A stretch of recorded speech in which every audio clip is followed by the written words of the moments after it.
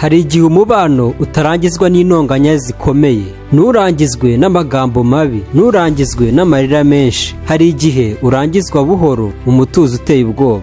Ubyuka mu gitondo ukamwibuka, ariko umutima wawe ntukanguke. Mukaganira, ariko amagambo akaba ari nk'imbeho, ntacyo asigira umutima. Muba hamwe, ariko buri wese ari wenyine.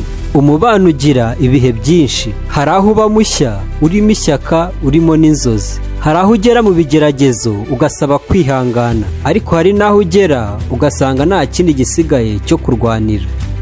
Uyu munsi reka tuganire ku bintu bigaragaza ko umubano wawe ugeze ku ndunduro. Si ukuguca intege, ahubwo ni ukugufasha kumenya ukuri, kuko ukuri nubwo kubabaza niko gutangira gukiza. Tega amatwi neza, wenda hari aho uri bubone igisubizo umaze igihe wibaza. Ikizakwereka ko umubano wanyu ugeze ku ndunduro, nta kiganiro kigifatika mukigirana. Mwari musanzwe muganira, none amagambo asigaye ni yego, oya, ntacyo. Iyo kuganira bibaye umutwaro, si ikibazo cy'igihe, ni ikimenyetso cy'umutima umaze kuruha. Ntukifuza kumubwira ibikubabaje. Iyo umuntu akuvunisha umutima ariko ukaruca ukarumira, si uko uri intwari, ni uko wacitse intege zo kumvikana. Ikizakwereka ko umubano wawe ugiye kurangira, urushaho kumva amahoro mu gihe utari kumwe nawe.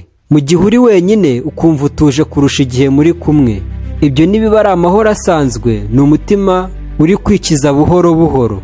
Icyizere cyarapfuye, nta mubano ubaho, nta n'icyizere.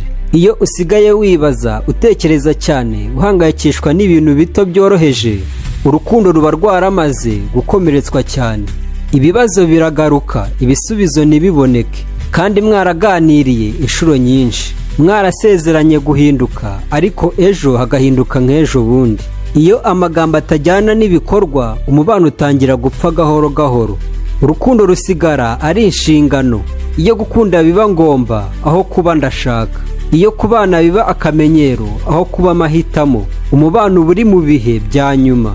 Nta cyizere cy'ejo hazaza mukigifite. Utekereza ejo hazaza, ariko we ntumubonemo. Iyo utegura inzozi, izina rye ntirigaragaremo, icyo ni ikimenyetso cy'uko umutima wawe wamaze gusezera.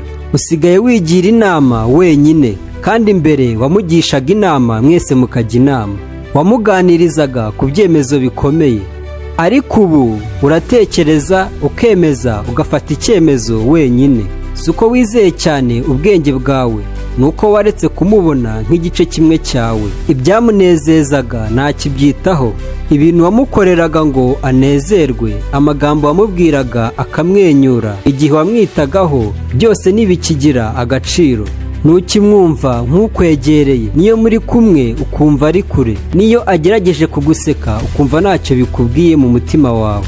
Iyo umuntu akwegereye ku mubiri ariko akakuva ku mutima, umubano uba uri mu mpera zawo. Usigaye wigereranya n'abandi, ureba abandi bakundana ukibaza uti kuki twebwe bitameze gutya? Ibyo si ishyari, ni umutima uri gushaka ikintu wabuze. Yifuza ko yahindukaho kumwakira mu rukundo nyarwo. Ariko iyo usigaye urota umuntu yahindutse undi, bivuze ko utagikunda uwo muri kumwe. Icyubahiro cyaratakaye. Iyo amagambo atangira kubabaza kuruta gukiza, iyo kwihanganirana gusimbuwe no kunegurana, icyubahiro kirapfa. Kandi iyo cyapfuye, umubano urakomereka bikomeye. Ntukigira ishyari rishingiye ku rukundo. Hari ishyari rishingiye ku rukundo, rigaragaza kwitaho. Ariko iyo usigaye wumva ntacyo bitwaye niyo yagenda, akaganira n'abandi, akaguhisha bimwe, urukundo ruba rwatangiye kuzima. Kumusezera mu bitekerezo byaramaze kuba. Hari abantu batandukana mbere mu mutima, bagatandukana nyuma mu magambo. Kuba mwatandukana ntibikigutera ubwoba. Iyo igitekerezo cyo gutandukana kitagutera ubwoba, ahubwo kikaguha amahoro runaka, icyo ni ikimenyetso gikomeye kurusha ibindi byose. Umutima wawe urashaka amahoro aho gushaka gutsinda impaka. Ntugishaka kugaragaza ko uri mukuri, urashaka gusa amahoro. Ariko si amahoro ava mu rukundo, ni amahoro ava mu kurekura. Ntukigira icyo utegereje mu mubano, nta magambo ugitegereje, nta mpinduka ugitegereje, nta mihigo ugitegereje. Iyo umuntu atakigira icyo ategereje, si uko yizeye ko byose byakemutse, ni uko yaretse kwizera. Kwihanganira byasimbuwe no kwiyumanganya. kwihanganira biba bifite icyizere, kwiyumanganya biba bifite umunaniro. Iyo usigaye uvuga uti reka tubireke, aho kuvuga uti reka tubiganireho, umutima uba uri kure y'urukundo. Umutima wawe wamaze gufunga, ntukibabazwa cyane, ntukinezezwa cyane, uba umeze nk'umuntu wambaye ikote rikomeye rikumira amarangamutima. Kandi iyo umutima wifunze, urukundo ntirwinjira ntirunasohoka.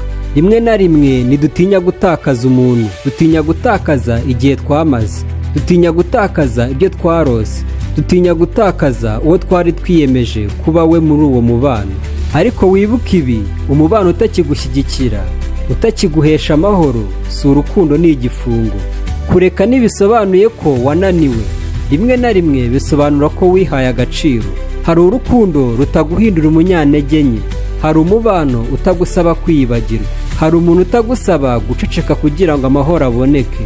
Niba wamenye ibi bimenyetso muri wowe, fata umwanya utekereze, wubahe umutima wawe. Niba wakunze iyi nkuru, kanda subscribe, share ndetse na comment. Murakoze kuntega amatwi.